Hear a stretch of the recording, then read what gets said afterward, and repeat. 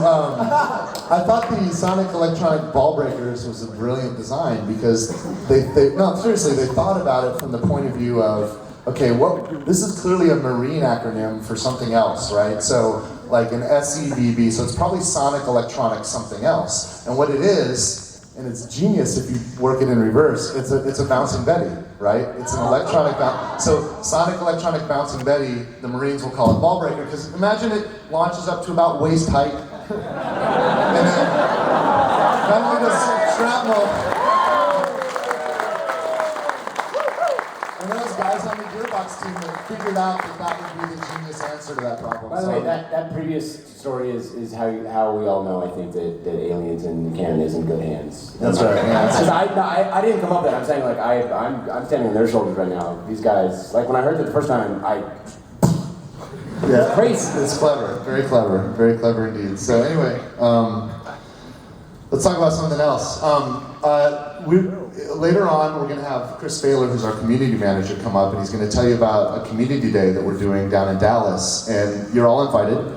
And I'm not sure if anybody can get there, but we're going to have an awesome weekend. We're going to have a celebrity charity poker tournament the night before. We're going to have a community day all day. We're going to make some announcements. We're going to have some exclusive stuff we're giving away. It's going to be really awesome. And then the evening is going to be capped with the Borderlands 2 launch party. And Chris will tell you all about that. One of the other things we're going to do is we're going to have panels and dive deep with each of our franchises. Now, obviously, because Borderlands 2 is coming out, we're talking about that a lot, and because Aliens Colonial Marines is coming in February, we're talking about that. Another franchise that we own that we haven't talked about a lot lately is Brothers in Arms. Are there any Brothers in Arms fans?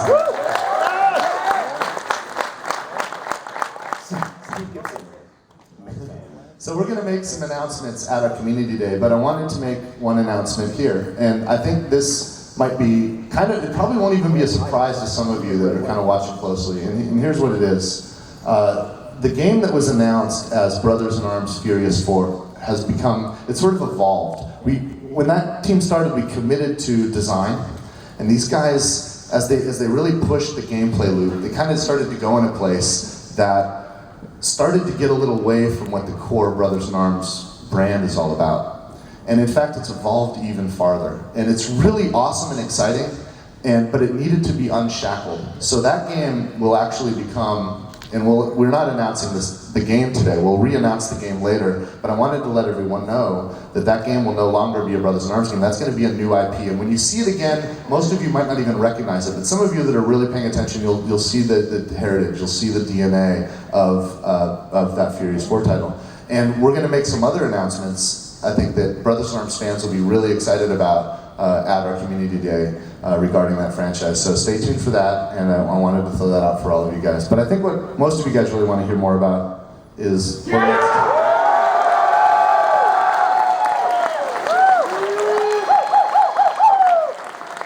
Are you sure? When he said that, he was like, I know what you want to hear more about. And I was like, Duke Nukem Forever? But I'm fired. Alright, no, let's talk about Borderlands. Some guy, I don't know if you're here, some guy gave Adam a Duke Nukem t-shirt that he said he had worn for 6 months straight without taking it off. And then he took it off and he wrote on it like, Randy, like always bet on Duke, and then he signed it. And yeah, there it is. Do you want to throw it up here? Yeah, with that. I don't want it anywhere near me. Are you here? I don't know whose shirt this is, but Gross guy, are you here? So it says "Hail to the King, baby," and it says, and he signed it there. It's always, but that's pretty awesome. It smells like an abandoned Burger King up here. I don't know what that means. This is a little weird and a little creepy, but I'm really touched by this. It's really awesome. So, this is important to me now. So.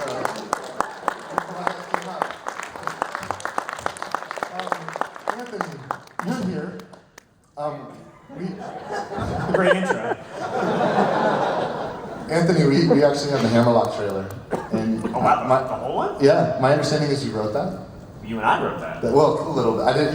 You did all the good stuff. I just said like, oh, we need to touch on this point of that. You made it actually good. All right, we'll go with that. This is a lot of the writing process. Like every once in a while, I'll offer something, and like Anthony or Mikey will like do it again and make it not suck. And that's typical. That's like most of Borderlands 1. Like if you read the stuff I wrote, you'd be like falling asleep. Mikey added all that. Well, I brought it with me. that would be But you know, it's a pleasure working with guys. You know, like Anthony, you're amazing, dude. I mean, you're here. Since you're here, before I show this, like, what's it been like working on Borderlands 2, man? It has probably been the most alternately terrifying and awesome thing I've ever done in my whole life. It's the very definition of a dream job. Pandora and the franchise Borderlands is so over the top and has so many things about it that are cool, the badassity and the humor and all that stuff, that it was honestly, this is going to sound like horrible cliche publicity nonsense, but it was honestly like a playground to work in. It was every day I was looking, most days, I was looking forward to coming into work and having a tremendous amount of fun writing just any old thing that came to mind and working with an incredibly talented team of people. That sounded all like nonsense, but it is from whatever I have that is like a heart.